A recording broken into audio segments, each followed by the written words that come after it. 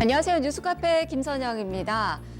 트럼프 미국 대통령과 그리고 김정은 북한 국무위원장이 오는 27일에서 28일 양일간의 이 정상회담을 또다시 열기로 결정을 했습니다. 지난 세기의 단판이라고 불렸던 1차 회담에 이어서 8개월 만에 두 정상의 재회라고 할 수 있겠는데요. 이번에는 실질적인 성과를 담은 빅딜을 이뤄낼 수 있을까요? 많은 관심이 모아지고 있습니다. 뉴스를 통해 재구성해 보도록 하겠습니다. 자, 그리고 두 정상의 이러한 만남에 더불어서 관심이 집중되는 건 남북 간의 경제협력 재개 여부입니다.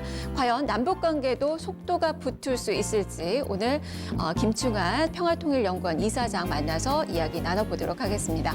자, 오늘도 뉴스카페는 여러분께 드리는 선물과 함께 퀴즈를 준비를 하고 있습니다. 끝까지 채널 고정해 주시길 바랍니다. 자, 지금부터 뉴스카페 문을 열겠습니다.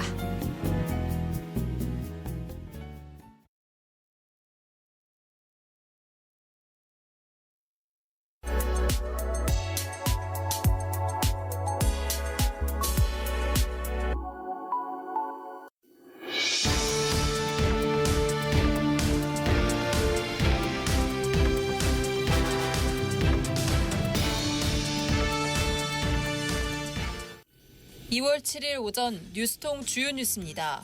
첫 번째 뉴스입니다. 헤럴드 경제가 보도했는데요.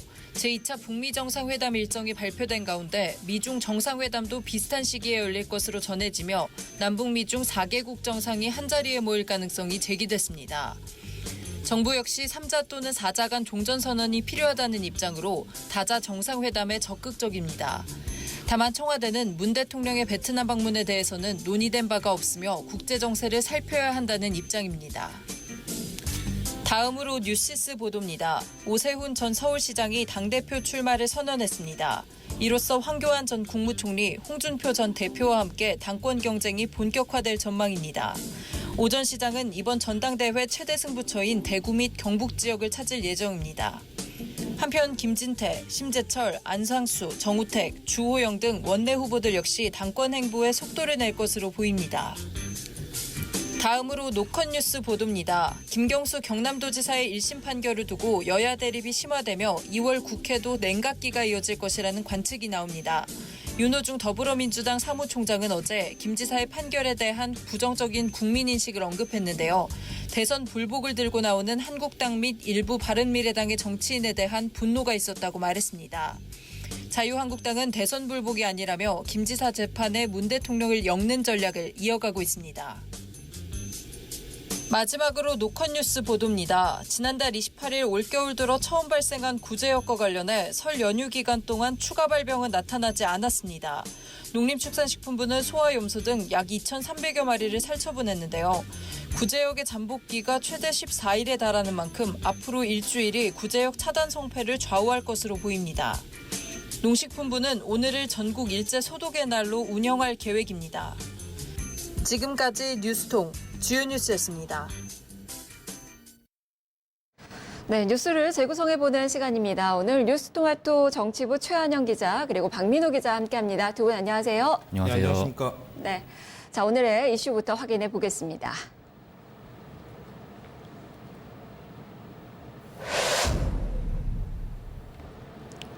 김정은 트럼프 세계 단판 어떤 그림 그리나. 북미 2차 정상회담이 오는 27일부터 28일까지 양일간 열리기로 했습니다. 베트남에서 열릴 예정이고 지난 세계 단판이라고 불렸던 6월 12일 싱가포르 정상회담 이후에 8개월 만입니다. 지난 회담은 아무래도 이 만남 자체의 의미가 있었죠. 뭐 선언적인 합의에 그쳤다면 이번에는 실질적인 성과를 내야 한다는 부담이 있는 그 회담이라고 볼 수 있겠는데요. 자, 어떤 그림이 그려질지 미리 또 예상을 해보도록 하겠습니다. 자, 먼저 트럼프 행정부 출범 이후에 북미 관계가 어땠는지 그 일지부터 좀 점검해 볼까요? 네. 한 20일 남았죠. 네. 27일부터 28일까지, 2월 27일부터 28일까지 양일간 20일 정도 이렇게 3주 남았는데 자, 처음에는 트럼프 대통령이 이제 화염과 분노로 휩싸이게 된다 이렇게 강한 발언을 하고 또 김정은 국무위원장은 늑달이다, 미치광이다 이런 강경한 발언을 하면서 분위기가 굉장히 험악해졌습니다. 그때부터 쭉 조사를 해보니까 2017년 8월 8일, 재작년 8월 8일이죠. 먼저 도널드 트럼프 미국 대통령이 북한에 대해서 화염과 분노 레이지 앤 피어리 이런 식으로 이제 표현을 해서 북한을 자극했고요. 그리고 당해 9월 21일 날 김정은 국무위원장이 여기서 대응을 했습니다. 불망나니, 깡패, 늑다리, 미치광이 이런 표현을 쓰면서 또 미국을 또 다시 자극했는데요. 그래서 이제 재작년 11월 29일에 결국 북한이 대륙간 탄도미사일 화성 15호죠. 이 대륙간 탄도미사일을 발사하면서 대대적인 도발에 나섰습니다. 분위기가 점차 안 좋아지니까 이제 문재인 대통령이 중계에 나섰는데요. 2018년 작년이죠. 4월 27일 날 판문점에서 남북 정상회담을 갖고 북미 간의 정상회담을 갖게 하기 위해서 분위기를 조율했습니다. 그해 5월 24일 날 북한이 이제 풍계리 핵실험장을 폐기했고요. 또 2018년 5월 26일 날 협상이 잘 안 되는 듯 하다 보니까 김정은 국무위원장이 급하게 또 문재인 대통령을 만났습니다. 판문점 북측 통일각에서 또 유명하죠. 포옹을 3번씩이나 하면서 좀 북미 간의 정상회담을 좀 제대로 마련해 달라 이런 분위기를 조성하는 차원에서 두 번째 정상회담을 했었고요. 그리고 2018년 6월 12일 날 역사적으로 트럼프 대통령과 그리고 김정은 국무위원장이 사상 첫 북미 정상회담을 해서 4개 항 관련해서 공동 성명을 발표했습니다. 이후에 이제 문재인 대통령이 능라도 경기장에서 이제 여러 가지 연설도 했었던 9월 평양 공동선언으로 3번째 정상회담을 했고요. 그리고 이제 오늘 2월 27일부터 8일까지 양일 동안 북미 제2차 정상회담을 열기로 보도가 나왔습니다. 27일에서 28일 양일간 날짜가 정해졌는데 그 의미가 좀 있나요? 있죠. 이제 국제 관계에서 날짜를 이렇게 고정을 시켰다고 하는 것은 어느 정도 합의문이 윤곽을 나타냈다라고 보시면 될 것 같습니다. 디테일하게 한두 가지 정도 이렇게 조율해야 될 것만 남았고 나머지 큰 그림상에서는 정상들 간에 합의가 됐다는 것을 의미하거든요. 북미 정상회담에서 우리가 좀 중요하게 봐야 될 게 북한이 가지고 있는 현재 핵이 얼마나 되느냐. 사실 이게 가장 중요한 관건입니다. 북한이 미래의 핵 능력에 대해서는 폐기하고 앞으로 이제 핵을 더 이상 만들지 않겠다고 하면서 핵시설이라든지 이런 발사들을 다 부셨잖아요. 하지만 중요한 게 트럼프 대통령이 요구하는 게 현재 북한이 가지고 있는 그 핵미사일이 몇 개며 이 리스트를 국제적인 전문가들로부터 검증을 받아야만 제재를 완화하고 그리고 경제 성장을 위해 돕겠다고 하는 것입니다. 하지만 북한 입장은 전혀 반대죠. 먼저 경제 제재를 완화해 준 다음에 후에 북한에 대해서 핵 능력을 모두 폐기하겠다 이렇게 팽팽하게 맞서고 있는데 쟁점이 좀 있었죠. 그래도 미국이 지금 한 발 물러서서 완전한 비핵화라기보다는 이제는 단계적인 그 비핵화로 조금은 좀 완화된 그 제스처가 좀 나오고 있는 그 상황인 것 같아요.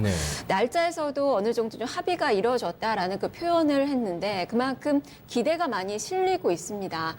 그게 장소에서도 또 하나의 낙관적인 그런 희망적인 그 부분을 좀 볼 수 있을 것 같은데 베트남으로 확정이 됐습니다. 사실 1차 회담의 경우에는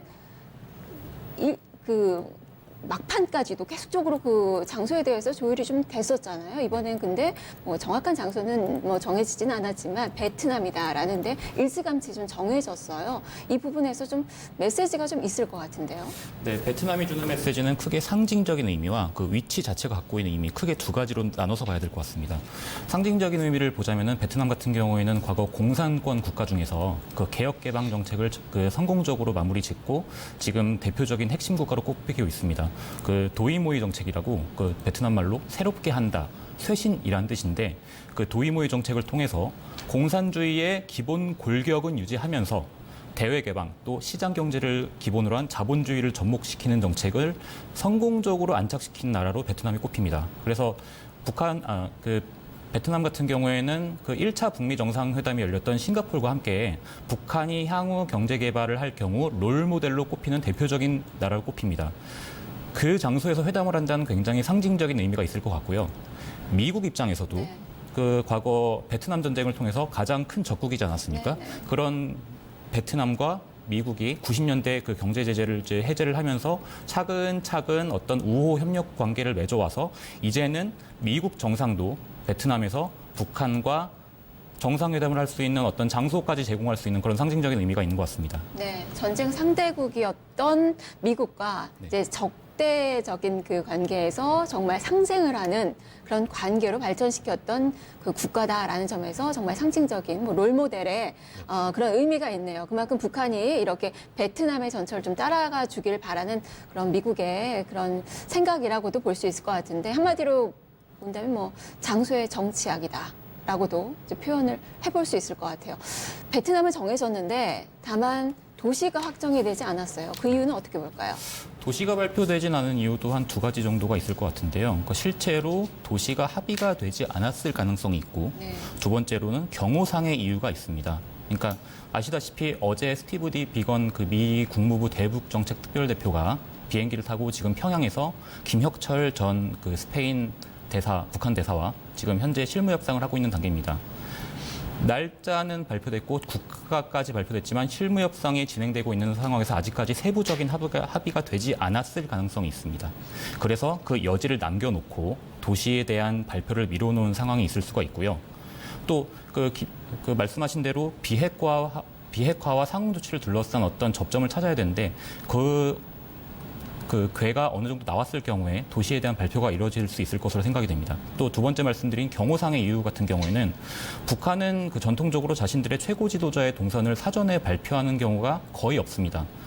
그 지난달에 김정은 위원장이 방중을 했을 때 시진핑 국가주석을 만나러 방중을 했을 때 그때 그 중간에 그 동선이 밝혀지면서 굉장히 좀 이례적이다. 그런 해석이 나왔었거든요. 그렇기 때문에 미리 합의를 해놓고 북한 측의 의중을 고려해서 아직 그 정확한 도시에 대한 발표는 미루고 있을 가능성이 있습니다. 베트남에서 하면 우리도 참 분위기가 좋을 것 같아요. 요즘에 또 박항서 축구 감독 관련해서 남한하고도 사이가 좋고 또 베트남 같은 경우는 이제 경제 성장률이 뭐 7%까지 이렇게 고공 계속 성장하고 있잖아요.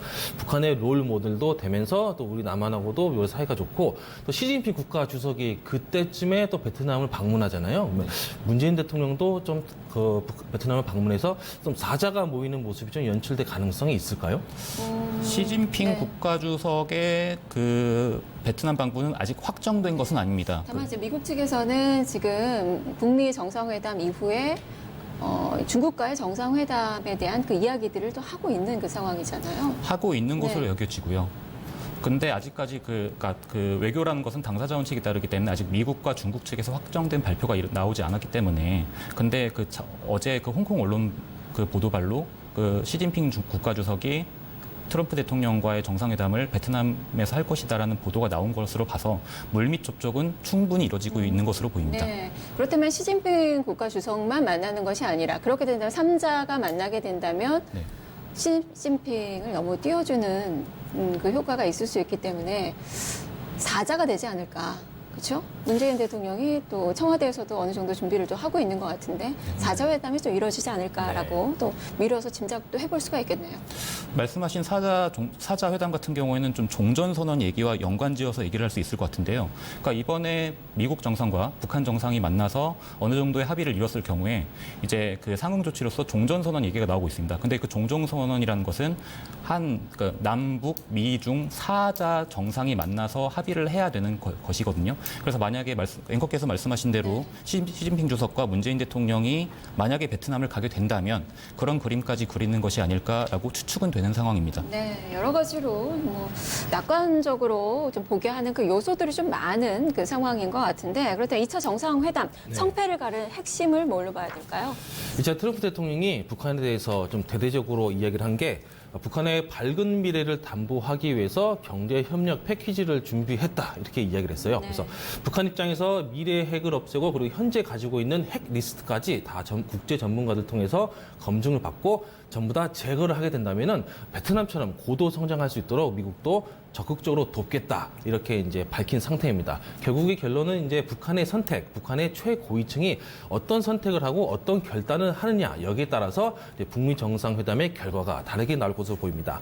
결론은 이렇습니다. 스몰 딜이냐 결국은 빅딜이냐 작은 상태에서 그냥 인도적인 지원만 끝낼 것이냐 아니면은 핵을 전부 다 제거하고 북한과 미국이 이제 하나의 이제 국제 관계 속에서 외교를 맺고 정상적인 국가로서 이렇게 발전을 하는 디딤돌을 만들게 되느냐 결국 이건데요. 이제 북한이 요구하는 것은 이제 종전 선언까지 끌어내는 거고 미국 입장에서는 핵을 모두 다 폐기하고 제거한 이후에 종전 선언을 한 후 그리고 베트남처럼 경제 모델로서 고도 성장할 수 있도록 이렇게 도와주겠다 하는 것입니다. 일단 중요한 것이 북한 입장에서 김정은 국무위원장과 그리고 노동당의 최고위층이 어떤 결단을 낼지 거기에 디테일한 싸움이 있습니다. 디테일 싸움이다. 뭐 전 세계 스포트라이트가 이제 1차 회담에서는 집중이 됐다면 만남 자체에 뭐 성과가 있었던 거고 이제는 정말 앞서서도 이야기를 했지만 실질적인 성과가 나와야 되는 그 회담. 정말 뭐 빈손 핵 단판이라는 그 말이 나와서는 안 되는 뭐 단판이 좀 돼야 될 것 같은데 북한의 비핵화 실행 조치 그리고 미국의 이에 상응하는 그런 조치들이 나오는 실질적인 그런 퍼즐 맞추기가 어느 정도 지금 진행이 되고 있는 것 같아요. 보니까 그 결실이 지금 북미 협상에서는 서로 뭘 주고받아야 되는 건지 좀 구체적으로 좀 살펴볼까요? 박민호 기자께서 말씀하신 대로 빅딜, 스몰딜 약간 화두를 던져주셨는데 그거에 대한 설명을 좀 해놓고 말씀을 드리는 게 나을 것 같습니다. 그러니까 스몰딜이라는 것은 아시다시피 영변 핵시설 폐기, 김정은 국무위원장이 9월 남북 정상회담에서 선언문에 명기를 한 내용이거든요. 그러니까 미국의 적당한 상응 조치가 있을 경우 영변 핵시설을 폐기를 할 용의가 있다라고 명문화했습니다. 거기에 미국 본토를 위협할 수 있는 대륙간 탄도미사일 ICBM 폐기 그 정도에다가 말씀하신 종전선언 그리고 일부 남북 교류 김정은 위원장이 신년사에서 밝혔던 금강산 관광 재개나 개성공단 그 정도의 교환이 이루어지는 것을 스몰딜이라고 많은 분들이 말씀을 하십니다. 이 스몰딜 얘기가 왜 나오냐면 그러니까 이 북한의 비핵화 전 과정에 걸쳐서 확실한 로드맵을 만들어주는 것이 현실적으로 어렵지 않고 과거의 핵 합의가 파기됐던 전례들이 이런 디테일 싸움에서 약간 깨진 경우가 있기 때문에 스몰딜 얘기가 나오는 것이고요. 근데 지금 정부 관계자들 얘기를 좀 들어보면 지금부터 스몰딜 가능성을 거론하는 것은 적절치 않다. 그러니까 스몰딜이 근본적인 북한 핵 위협을 치유하는 근본 해결책이 아니기 때문에 남북미 모두 지금 스몰딜을 위해서 협상하는 것이 아니다라는 말이 나오고 있는 것입니다. 빅딜이다.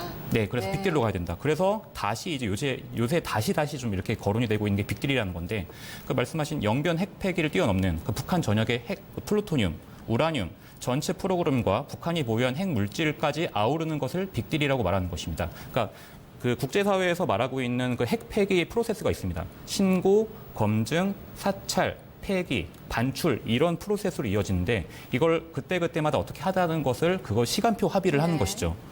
그에 맞춰서 북한은 무엇을 얻느냐. 일단 북한은 체제 안전 보장, 그다음에 그들이 계속 요구하고 있는 제재 완화, 북미 연락사무소 설치, 종전선언, 평화체제 구축으로 이어지는 어떤 로드맵을 각 단계마다 짜고 실천하는 것을 말합니다.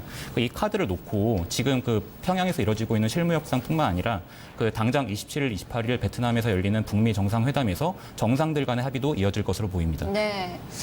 미국의 상응 조치는 그러니까 종전선언, 연락사무소 개설, 인도적인 지원이 되겠고 북한에서는 여기에 더해서 제재 완화를 이제 강하게 원하고 있는 거고 지금 현재 상태 보니까 1차 때와는 좀 달라요. 사실 1차 때 약속한 게 보니까 북미 간의 관계 개선, 평화체제 구축, 완전한 비핵화, 그리고 미군 유해 송환 이건데 여기서 지금 이루어진 게 미군 유해 송환밖에 없어요. 지금 이 상황인데 지금 1차 때와는 다르게 북한에서 실무 그룹이 회담과 관련돼서 예전에는 1인 체제였다면 지금은 1+3인. 네. 그 3명의 철 이름이 붙은 그 3명과 최선희 외무부상 이렇게 좀 더 체계적이고 좀 더 전문적인 그런 그룹이 구성이 돼서 지금 진행을 하고 있다라는 것은 상당히 의미가 있는 거죠. 네, 말씀하신 대로 지금 김영철 북한 노동당 부위원장 겸 통일동선부장이 어떤 외교를 이끌어가면서 각 사람들이 약간 좀 역할 분배라고 이해를 하면 좋을 것 같습니다. 삼철을 말씀하신 그들 사이에서 지금 실무 협상이 이루어지고 있는데 근데 다만 아직 결과를 예단할 수 없기 때문에 지금 당장 뭐라고 말씀드리기는 조금 이른 단계인 것 같습니다. 네.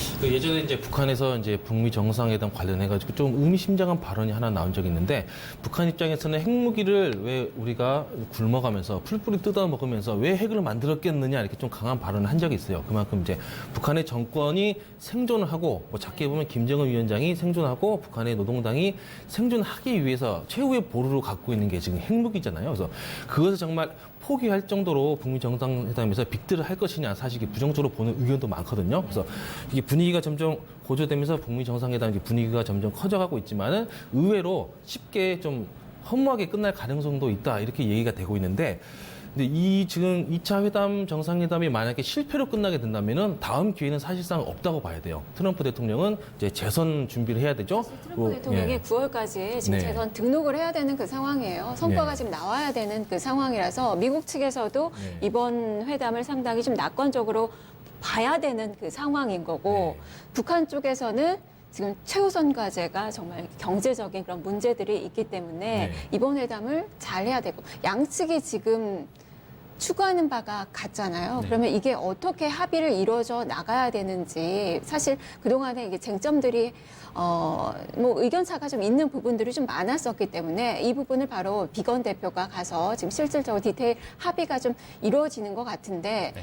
관련돼서는 지금 보도 내용은 좀 나오지 않았습니다. 하지만 비건 대표가 판문점이 아니라 평양으로 갔다는 것은 실질적으로 구체적인 지금 합의가 어느 정도 되고 있다라고 좀 낙관적으로 볼 수 있는 거 아닌가요? 네, 말씀하신 대로 원래 비건 대표와 그 김영철 그 전 대사관의 실무 협상이 원래는 판문점에서 이루어질 가능성이 되게 높았습니다. 네. 그런데 갑자기 평양으로의 그 실무 협상이 합의가 된 것은 그 협상 속도를 높이기 위한 측면이 좀 있는 것 같습니다. 왜냐하면은 북한 같은 경우에는 약간 통신 사정 등의 이유로 판문점에서 회담을 한다 하더라도 김정은 위원장의 어떤 허가를 받아오는 과정이 시간이 꽤 걸리거든요.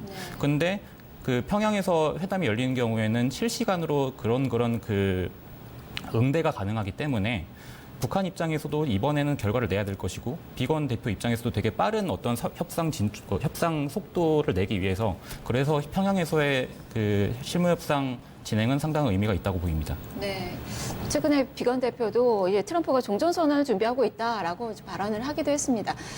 뭐 외신 보도를 보면 사실상 미국에서 특별 경제 패키지를 준비하고 있다라는 내용도 나오거든요. 네. 이 경제 부분에서 이게 완화가 돼야지 사실 북한에서의 실익이 있는 거잖아요. 네. 그 북한 이야기를 좀 해야 될 것 같은데요. 북한 같은 경우에는 말씀하신 대로 왜 경제 제재 해제가 왜 중요하냐면은 북한은 그 지난해 4월에 그 노동당 전원위원회 회의에서 기존의 핵 경제 병진 노선을 포기하고 이제 경제 집중으로 가겠다. 그런 거로 그 선언을 했거든요. 거기다가 김정은 시대 들어서 그 지도층이 강조하고 있는 노선이 인민대중 제일주의라는 것입니다. 과거 김정일 그 정권 같은 경우에는 선군, 그러니까 군을 앞세워서 약간 위에서부터의 어떤 그 누르는 어떤 리더십을 보여왔다면은 김정은 위원장은 인민 전체의 행복을 아우르는 그런 것을 목표로 하고 있다는 어떤 대외적인 메시지를 내고 있거든요. 그러기 위해서라면 지금 말씀하신 그 대북 제재 해제가 혹은 완화가 필수적으로 되어야 되는 것이고 미국 입장에서도 어쨌거나 본인들에게 주어지고 있는 핵 폐기를 죄송합니다. 핵 폐기를 막아야 해결해야 될 것이 뭐냐면은 트럼프 대통령 입장에서 되게 지금 난관들이 많습니다. 그 러시아 스캔들도 있고 네. 그런 것들을 해결하기 위해서 자기가 일을 하는 대통령이라는 어떤 그 모습을 보이기 위해서는 북한 핵 문제 해결에 더 열심히 달려들 것으로 보입니다. 네. 우리가 정상회담 한다고 또 우리가 또 마냥 북치고 장구치고만 할 수는 없어요. 근데 비핵화에 대한 합의가 북한과 미국이 아직 절묘하게 만나지 않은 지점이 있는데 한반도의 완전한 비핵화, 여기는 북한의 핵무기도 포함되지만은 평양을 위협할 수 있는 핵무기까지 포함한다는 식으로 이제 북한에서 이렇게 주장하고 있잖아요. 그래서 이제 주한미군 얘기가 나오면 또 민감해지는 게 북한의 핵만 제거하려고 하는 미국에 대해서 북한은 또 미국은 그럼 왜 북한을 위협할 수 있는 핵을 가지고 들어오고 있냐 이런 식으로 또 얘기가 되면은 갈등이 있고 또 정상회담이 정상적으로 또 마무리가 되지 않을 가능성도 있거든요. 이 비핵화에 대한 합의점이 좀 애매한 상황이죠. 말씀하신 대로 우리가 말하고는 한반도의 완전한 비핵화와 북한이 말하는 조선반도 비핵화는 엄밀히 따져봤을 때 개념 차이가 좀 있습니다. 네. 그런데 그렇다 하더라도 지금 그 계속 협상이 흘러온 과정을 보면은 그 본인들의 핵을 포기하는 거에 대한 어느 정도 인진하고 있는 것 같아요. 거기다 말씀하신 주한미군 문제 같은 경우에는 저 개인적인 사견입니다만은 과거 김일성, 김정일 시대 때부터 주한미군을 약간 용인하는 듯한 그런 발언들이 계속 나오기 때문에 그건 약간 좀 비껴져 있다라고 생각이 듭니다. 네. 자, 그렇다면 이제 2차 정상회담 정말 1차의 부실을 벗어날 수 있을지 말씀해 주셨던 우리가 다 그리고 있는 이 빅딜 이것이 성사가 좀 될 수 있을지 정말 비핵화가 돼야지 사실은 또 뭐 북한에서 원하는 자금 인출도 되고 이렇게 경제 발전도 이루는 거 아니겠습니까? 우리 같은 경우도 이제 스텝을 경제 발전 뭐 협력 측면에서 스텝을 밟아 나갈 수 있는 그 상황이고요. 어떻게 빅딜 좀 성사 가능할까요? 아직까지 예단할 수는 없지만은 그리 나쁜 상황은 아닌 것 같습니다. 왜냐하면은 앵커께서 말씀하신 대로 싱가포르 북미 정상회담에서 합의한 내용이 북미 관계 개선, 평화 체제 구축, 완전한 비핵화, 미군 유해 송환이었는데 이걸 가지고 미국 내부의 약간 보수적인 싱크탱크를 중심으로 구체적인 내용이 없는 되게 의미 없는 회담이다. 회담 승자는 북한이다. 그런 비판이 굉장히 많았었습니다. 북한이 그때까지 강조해왔던 CVID 그런 그 합의가 빠지고 비핵화 완료 시기도 없었거든요. 이번엔 구체적인 합의를 내놔야 됩니다. 북한도 미국의 경제 제재 혹은 완화를 위해서는 선언적인 비핵화, 영변을 뛰어넘는 어떤 플러스 알파가 필요한 것이기 때문에 그 흔히 말하는 그렇기 위해 그 과정에서 빅딜로 약간 중지가 모아질 수가 있는 거거든요.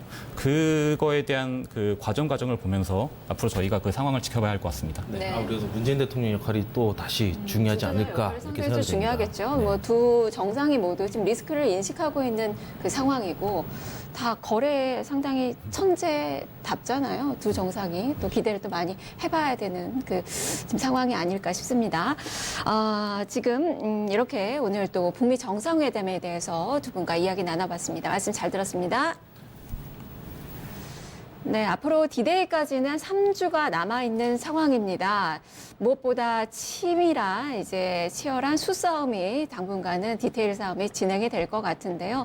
두 사람의 브로맨스가 과연 세계의 단판으로 또 한 번 이슈가 돼서 세계의 이정표가 될 수 있는 그런 사안이 될 수 있을지 기대를 또 많이 가져봐야 될 것 같습니다. 뉴스를 재구성해봤습니다.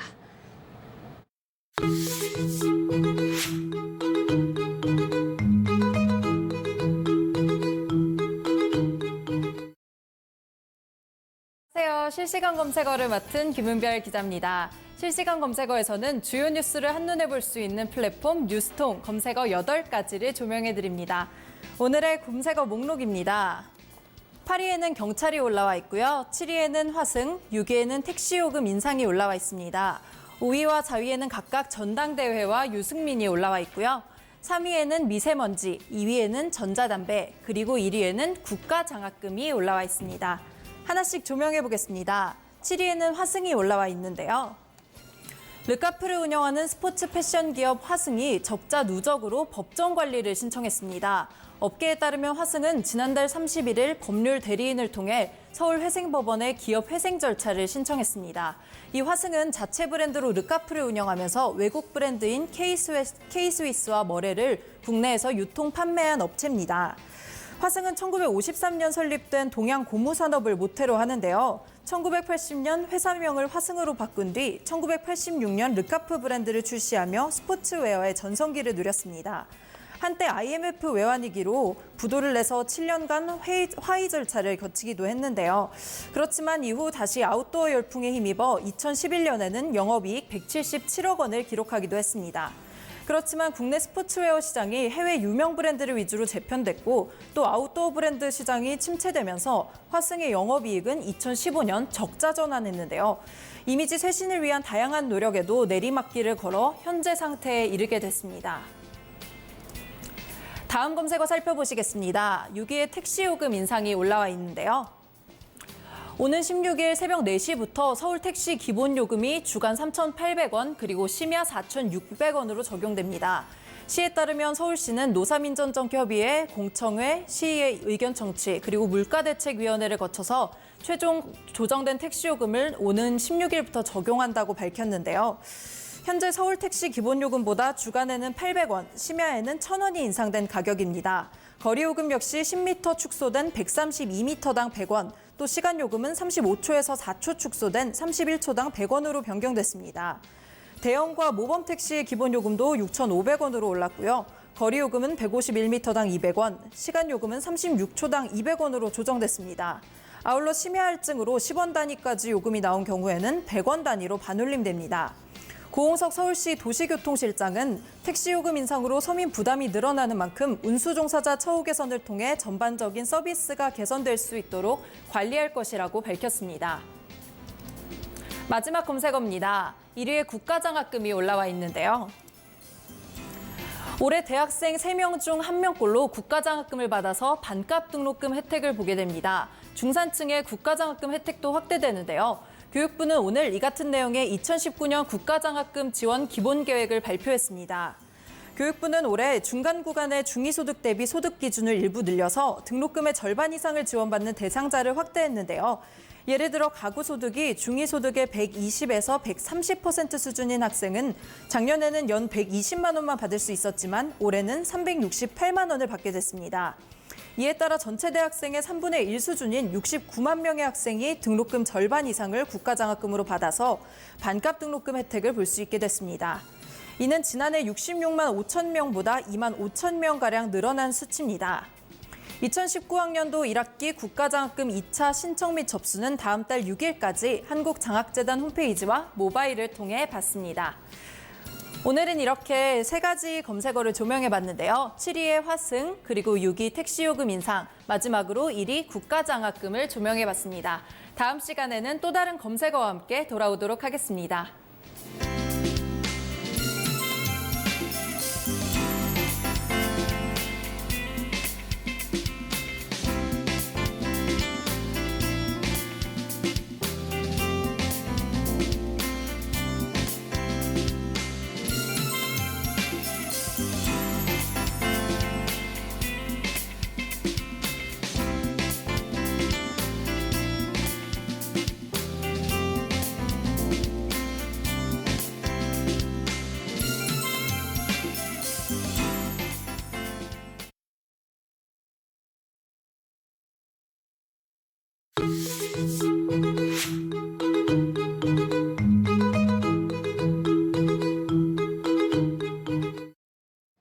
네, 뉴스통 한라인 시간입니다. 오늘 문재인 대통령이 오늘 오후에 혁신 벤처 기업인들과 간담회를 갖습니다. 이 내용 좀 짚어보도록 하겠습니다. 뉴스토마토 정치부 이성혜 기자입니다. 이 기자 안녕하세요. 예, 안녕하십니까. 네, 오늘 행사, 이 행사가 좀 어떤 행사인지 누가 참석을 하는 건가요? 예, 오늘 열리는 혁신 벤처기업인 간담회는 벤처 1세대와 기업 가치 10억 달러, 우리 돈 1조 원을 돌파한 소위 유니콘 기업 대표 등 혁신 벤처 기업인들과 만나는 자리입니다. 청와대 관계자는 기업인들을 격려하는 동시에 벤처기업 육성 방안에 대한 심층적 논의를 진행할 것이라고 소개했습니다. 청와대 인왕실에서 오후 2시부터 약 1시간가량 예정돼 있지만 길어질 수도 있습니다. 기업 참석자는 총 7명으로 1세대 벤처기업인 네이버 이혜진, NC소프트 김택진, 마크로젠 서정선 대표가 참석합니다. 유니콘 기업인으로는 쿠팡 김범석, 우아한 형제들 김봉진, LMP 코스메틱스 권호섭, 비바 리퍼블리카 이승건 대표가 함께합니다. 정부에서는 홍종학 중소벤처기업부 장관과 장병규 4차 산업혁명위원회 위원장, 청와대에서는 노영민 비서실장, 김수현 정책실장, 정태호 일자리 수석, 윤정원 경제수석 등이 자리합니다. 기업이 기업 가치가 10억 달러 이상의 벤처 기업을 이르는 말이군요. 전설 속의 그 동물을 강한 이미지죠. 이런 것도 이미지를 이제 비유해서 부르는 유니콘 기업에 7명의 CEO가 참석을 한다라는 그 이야기인데 지금 문재인 대통령이 설 연휴 이후에 첫 외부 활동으로 바로 이 벤처 기업과의 간담회를 잡았습니다. 그 의미가 있는지 그 이유를 좀 짚어주시죠.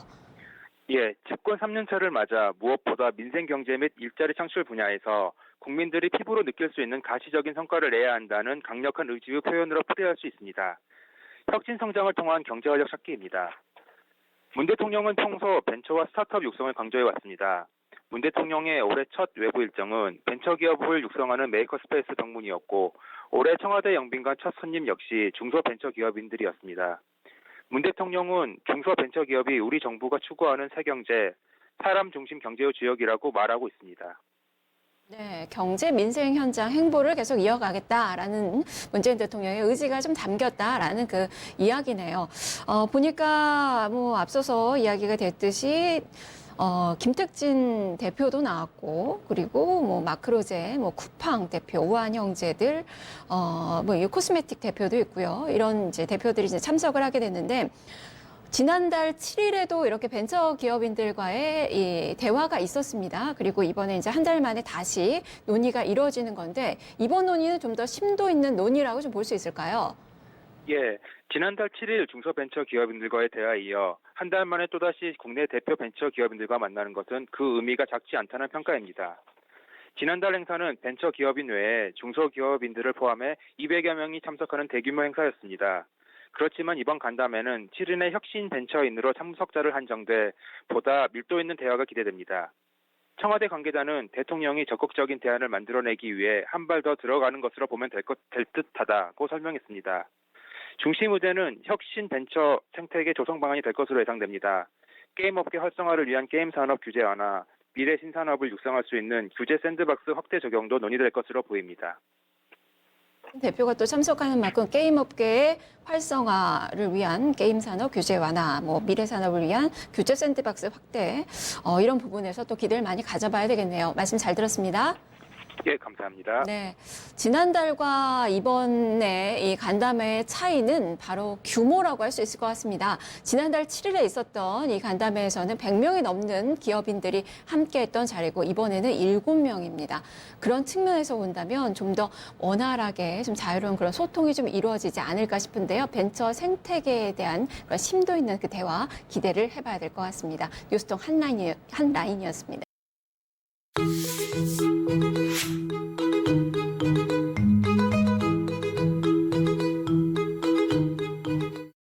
지난해 10월부터 이제 그 폼페이오 김영철 간의 고위급 회담이 평양 또 워싱턴에서 2번 있지 않았습니까?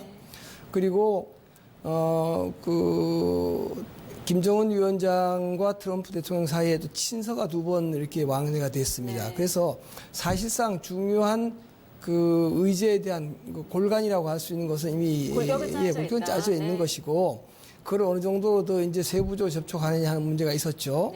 그 특히 미국의 경우에는 이제 의회라든지 언론 여론들이 이걸 완전히 그 FFVC라고 해서 완전하고 최종적인 결론을 얻어야 된다 이런 입장이기 때문에 그거에 대한 줄다리기가 사실 오래 진행이 됐던 거죠. 그래서 최근에 이제 보면 그 평양에서는 핵시설에 대한 그 장비 또 그 농축시설들을 완전히 폐기하겠다라고 하는 것을 밝히고 또 종전협정을 요구하는 이러한 것이 북측의 요구사항입니다. 핵사찰이 이제 물론 거기 포함되는 거죠. 적절한 제재에 대한 해제라든지 종전협정을 요구한다 이렇게 돼 있었죠.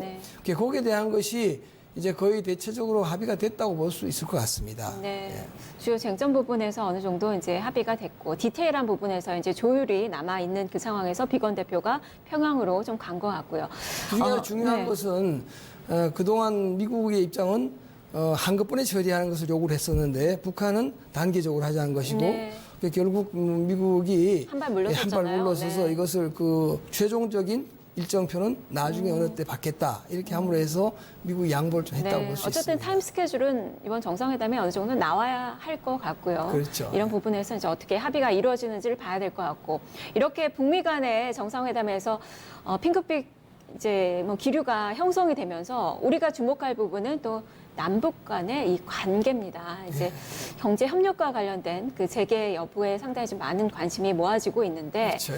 남북 관계 어떻게 좀 속도가 좀 붙을 수 있을까요? 저는 남북 관계는 잘 될 것으로 봅니다. 지금 이 여론에서 비판하는 것은 북핵 문제에 대한 완결을 요구하는 거기 때문에 거기에 대한 것을 자꾸 미국에서 의심하는 거 아니겠습니까? 그렇지만 남북 관계는 이번에 그 종전협정하고 어느 정도의 제재 완화라고 하는 것이 붙어 있기 때문에 그것이 된다고 하는 것은 즉 전반적인 제재 완화는 불가 안 된다고 지금 미국에서 밝혔습니다. 그러나 부분적인 것, 지금 말하자면 인도적인 지원이라든지 특별히 남북 간에 이루어질 수 있는 부분적인 것에 대해서는 미국이 양보할 수 있는 지금 준비가 되어 있는 것 같습니다. 그래서 그것이 이루어지면 거기에 따라서 이제 남북 관계라는 이 제한적인 범위 내에서는 여러 가지 그 속도가 붙을 것으로 이렇게 보고 있습니다. 무엇보다 관심이 집중되는 부분은 지금 뭐 남북 철도 도로 관련된 그 부분이에요. 어느 정도 진전이 좀 됐다가 지금 멈춰 있는 그 상황입니다. 실질적인 조사도 했고 착공식도 했고 하지만 여기서 이제 속도는 나지가 않고 있는 그 상황이라서 이 부분도 좀 탄력이 붙을 것으로 볼 수 있겠죠. 그렇죠. 제재가 이번 미북 정상회담이 이루어지면 부분적인 제재가 이제 완화될 것으로 봅니다. 그 중에 핵심적인 내용이 남북 간의 철도 도로 문제 이것은 허용이 될 것으로 지금 예측이 되고 있습니다. 그래서 이것이 되면은 지금 뭐 남북이 사실 그 기공식이라고 하지만 그것은 형식 착수식이라고 하지 않았습니까? 그래서 이것이 직접 공동 측량 또 그다음에 사업 개시가 시작이 되고 그렇게 되면 이제 그 필요한 장비와 물자들이 서로 이제 올라가게 되지 않겠습니까? 이렇게 되면은 굉장히 빠른 속도로 진행이 될 거다 이렇게 보고 있습니다. 이번에 이 뭐 철도 관련된 부분에서는 상당히 의미가 있는 게 그 남북 간에 뭐 도로가 낮아지고 현대화되고 뭐 철도가 낮아지고 이 문제가 아니라 중국 횡단, 뭐 시베리아로의 그 횡단 이런 부분에서 상당히 의미가 있고 문재인 정부 측면에서는 유라시아로 가는 경제적인 그런 부분에서의 경제 확장 이런 부분에서의 의미를 좀 둘 수 있는 거잖아요. 그렇습니다. 이건 우리 남북 간에 절대 중요하겠지만 네. 특히 동북아시아의 그 경제 협력이라는 데서 중요하고 이 문제를 푸는데 결국은 종전협정과 평화협정이라고 하는 문제가 있습니다. 네. 거기에 지금 미국은 중국을 끌어들여 가지고 중국과 이 무역협정을 풀면서 동시에 남북 관계 이 평화협정과 또 종전협정에도 중국을 네. 참여시키려고 하기 때문에 저는 이 문제가 잘 될 것으로 이렇게 전망을 하고 있습니다. 네, 또 하나 또 기대되는 부분은 바로 개성공단 그리고 금강산 관광 재개에 관련된 부분입니다. 이 부분도 충분히 가능성이 있는 거죠. 큰 틀에서 보면 이것도 아주 가능성이 네. 많다고 볼 수 있습니다. 특히 관광 문제는 유엔에서 이거 제재에 대해서 제외하고 있지 않습니까? 네.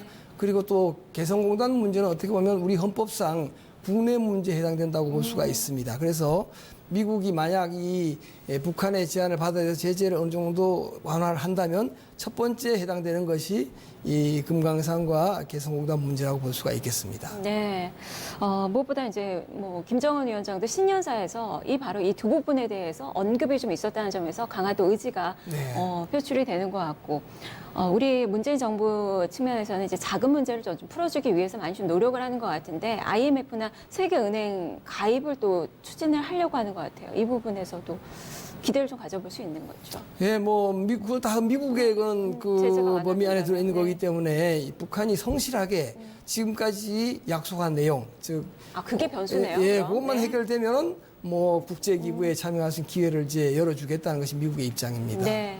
말씀해 주셨듯이 그게 이제 앞으로 뭐 북한의 이행적인 그 부분이 가장 큰 이 부분에 있어서의 변수가 되는 거죠. 그렇죠. 그 트럼프 대통령이 북한이 세계적인 경제 강국으로 오르게 해주겠다. 이렇게 말하지 않았습니까? 근데 다만 거기 조건이 핵을 가지고서는 안 된다. 이렇게 얘기를 했기 때문에 뭐 지금 말씀하신 그런 것도 북한이 성실하게 나오면 아주 잘 될 수 있을 것으로 저는 보고 있습니다. 네, 일단은 북미 협상의 진전 속도가 가장 큰 변수로 회담까지는 중요할 것 같고 회담 이후에는 여기서 합의된 내용이 얼마나 이제 성실하게 이행이 되는지 그 여부가 상당히 좀 중요할 것 같아요. 자, 그렇다면 이제 우리와 북한 정상의 회담이 이제 이루어질 수 있는지 여부 그리고 무엇보다 많은 국민들이 바라는 김정은 위원장의 서울 답방 이 가능성은 좀 어떻게 보십니까? 네, 그것도 거의 이제 바로 이루어지기 직전에 와 있다고 저는 봅니다. 이번 북미 정상회담이 성공적으로 끝나면 네. 순차적으로 바로 이제 짧은 시간 내에 남북 간에 또 회담이 이루어질 것이고 뭐 그 방식은 김정은 위원장이 서울을 답방하게 되면은 지난번 우리 그 남북 합의문에도 뭐 답방 이야기가 들어가 있는 거잖아요. 그렇습니다. 명시가 되어 있죠. 그리고 또 연초에 그 김정은 위원장이 문 대통령에게 편지를 보내지 않았습니까? 네. 그거 조금 늦어서 미안하다. 요 북미 회담 이후에 좋은 시기 오겠다 이렇게 했기 때문에 아주 좋은 계획들이 지금 순차적으로 기다리고 있다 이렇게 볼 수 있습니다. 네, 그런 관점에서 본다면 한 3월 정도도 이르면 네, 3월 중순에는 반드시 이루어질 거다 이렇게 봅니다. 네, 그만큼 이번 그 두 정상의 회담이 주는 메시지가 상당히 또 희망적인 것 같아서 앞으로 이제 우리 정부에서의 대북 관련된 그 정책이 어떻게 이제 발전시켜 나가는지 여부를 좀 눈여겨서 살펴봐야 될 것 같습니다. 네, 가장 네. 중요한 것은 역시 북한의 성실한 이행 문제라고 봅니다. 네. 여기에 만약 또 이렇게 문제가 생기게 되면 비플랜이라고 해가지고 지금 굉장히 또 위험한 상황도 정되어 있기 때문에 역시 모두가 성실하게 약속한 것을 지키는 이러한 노력이 절실히 필요하다 이렇게 볼 수 있겠습니다. 네, 알겠습니다. 말씀 여기까지 드릴게요. 고맙습니다. 감사합니다. 네, 오늘 토크합니다는 김충환 평화통일연구원 이사장과 함께했습니다. 여기서 오늘의 이 뉴스카페 퀴즈 드릴게요. 먼저 지난주 정답자부터 한번 확인해 볼까요? 지난주 금요일 정답은 바로 항소였습니다. 판결에 대한 불복 절차 바로 항소인데요. 셀트리안 나이 님이 정답자로 또 발표를 해드립니다. 축하드립니다. 선물 보내드리도록 하겠습니다. 자, 그리고 오늘의 문제 드릴게요. 오늘의 문제 주시죠. 동남아시아에 위치한 국가로 이번 2차 북미 정상회담의 장소로 지정된 이 나라의 이름은 무엇일까요?가 문제입니다. 자, 정답 아시는 분들은 뉴스토마토 유튜브 페이지에 올려주시면 됩니다. 토마토TV가 아니라 뉴스토마토 유튜브 페이지에 접속하셔서 구독하시고요. 그리고 정답을 올려주시는데 정답과 함께 이메일 주소를 함께 남겨주셔야만 저희가 선물을 보내드릴 수가 있습니다. 정답 맞추신 분들 중에서 한 분 추첨을 해서 선글라스 보내드리도록 하겠습니다. 자, 여러분의 많은 참여 기다리고 있겠습니다. 자, 지금까지 톡합니다. 살펴봤습니다.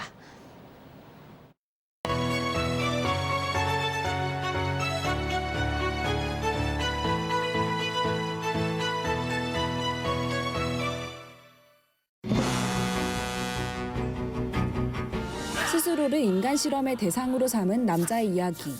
뮤지컬 지킬 앤 하이드가 성황리에 공연되고 있습니다. 지킬 앤 하이드는 영국의 소설가인 로버트 루이스 스티븐슨이 1886년 발표한 문제작 지킬 박사와 하이드 씨의 이상한 사건을 뮤지컬로 재해석한 작품입니다. 한국 뮤지컬의 대중화에 기여했다고 평가받는 흥행 대작인데요. 오늘 문화가 풍경에서는 지킬 앤 하이드의 히로인, 뮤지컬 배우 해나를 만나봤습니다. 지킬 앤 하이드는 인간의 양면성이라는 쉽지 않은 주제를 다루고 있는데요. 타이틀로를 포함해 모든 배역에게 수준급의 연기와 가창력이 요구됩니다. 특히 해나가 맡은 캐릭터는 춤과 노래를 자유자재로 소화해야 하는 여자 주인공, 루시 역입니다. 클럽 무용수로 일하며 밤마다 남자들을 쥐락펴락하지만 마음 한구석에는 순애보를 간직한 인물인데요. 지킬에게는 사랑을, 하이드에게는 두려움을 느끼는 아이러니한 면을 지녔습니다.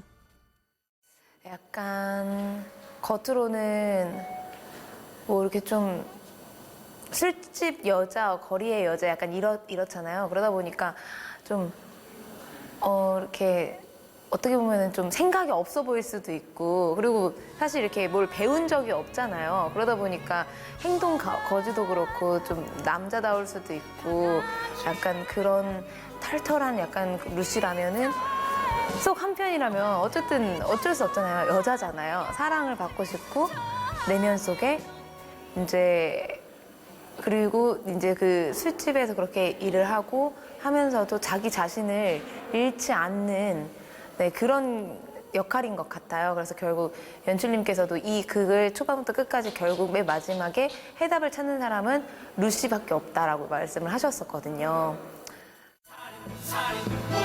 지킬과 하이드 사이를 오가며 스릴러 로맨스를 완성시키는 여성 배우들의 열연은 작품에서 빼놓을 수 없는 볼거리입니다. 조승우, 홍광호, 박은택. 쟁쟁한 선배들과 무대에 오른다는 것 자체가 신인 배우의 입장에서는 배움의 과정이라고 하는데요. 상대 역으로 직접 호흡을 맞추는 입장에서 타이틀로를 맡은 3명의 남자 배우는 어떻게 다를까요? 승우 오빠는 진짜 루시를 사랑하는 것 같은 너무 부드러운 지킬이에요. 그리고 하이드조차도 루시를 사랑하는 것 같은 그런 따뜻한 느낌을, 되게 무서운 하이드지만 따뜻한 느낌을 많이 받고 있고, 광호 오빠는 약간 본능에 충실, 그러니까 루시를 너무 사랑하지만 약간 본능에 충실한 약간 그런 느낌을 되게 많이 받고, 은퇴 오빠 지킬은 약간 자상하고 매너 있는, 그렇지만 뭔가 본인의 확고한 무언가가 있는, 제일 어떻게 보면은 은퇴 오빠가 제일 무서워요. 은퇴 오빠의 지킬도 무섭고 하이드도 무서워요. 네. 진짜 느껴지는 게 좀 다르네요. 생각해보니까. 그렇다면 지킬 앤 하이드가 15년의 세월 동안 국내 관객들에게 사랑받을 수 있었던 비결은 무엇일까요? 해나는 다름 아닌 음악의 힘이라고 강조했습니다. 일단 음악이 너무 큰 기여를 하고 있는 것 같고요. 그리고 솔직히 그 가면이라는 주제 자체가 모든 사람들한테 있는, 자기 자신을 어떻게 보면은 모르고 있는 사람도 자기 자신도 속고 있을 수 있는, 난 가면이 아니야. 하지만 그때그때 상황에 따라서 내가 가지고 있는 무언가가 있잖아요. 약간 그런 면들이 음악과 더불어서 많이 공감을 하고 계시지 않을까라는 생각을 합니다. 뮤지컬 지킬 앤 하이드는 5월 19일까지 서울 샤롯데 시어터에서 공연됩니다. 배우 홍강호는 3월 10일 공연을 끝으로 무대에서 내려오고 새 캐스트 민우혁과 전동석이 조승우, 박은태와 함께 공연을 이어갑니다.